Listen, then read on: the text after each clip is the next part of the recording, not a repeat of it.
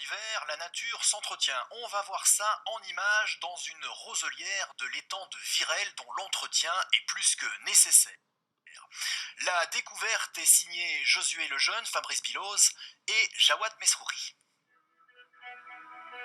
L'hiver, la nature ne prend pas de pause.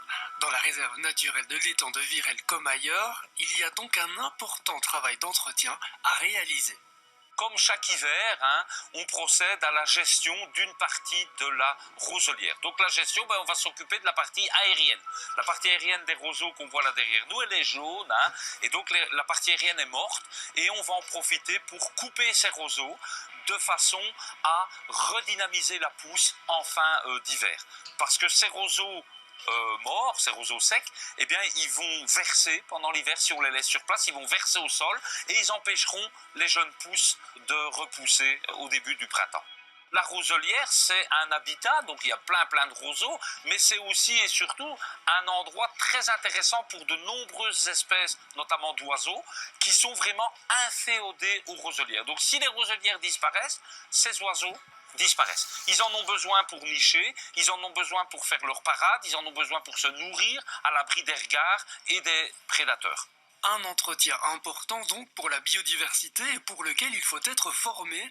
De jeunes ados suivent d'ailleurs des cours de techniciens en environnement pour en faire leur métier demain.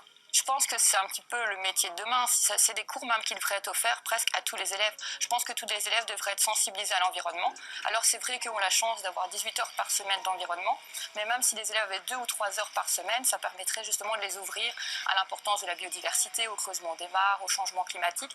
Et parfois, c'est des thématiques qui ne sont pas beaucoup abordées dans les cours généraux. Il y a des cours de connaissance et aménagement du territoire, où là on voit essentiellement l'écosystème forestier, l'écosystème aquatique. Il y a des cours de gestion des pollutions, donc là on est en plein cœur du sujet, pollution du sol, pollution de l'eau. On a des cours d'écologie où ils étudient la faune et la flore en détail, et là c'est génial parce qu'on voit de la faune et de la flore.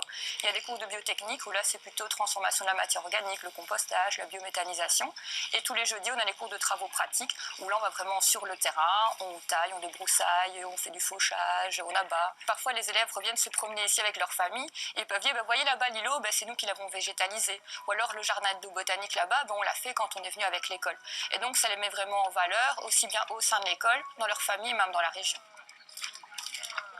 Je suis dans la nature, etc. depuis toute petite et j'ai toujours aimé cette relation avec la nature, les animaux, etc. Apprendre comment ils vivent, etc. Et c'est toujours un truc qui m'a toujours intéressée. C'est pour ça que j'ai choisi cette option-ci.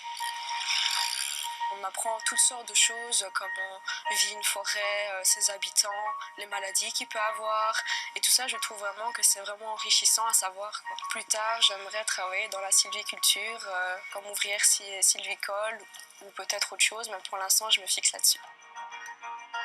La jeune génération, demain, c'est elle qui est aux manœuvres, donc autant qu'elle apprenne un peu à gouverner tout ça, parce que alors ça va être le bateau ivre, il n'y aura plus de pilote, donc voilà, donc c'est très chouette qu'ils sont là et qu'ils sont motivés et formés, et ça c'est génial, quoi. Et à 12h52, on se connecte immédiatement au groupe Facebook RTBF Ciel Partagé. Beaucoup de paysages enneigés. Regardez notamment cette photo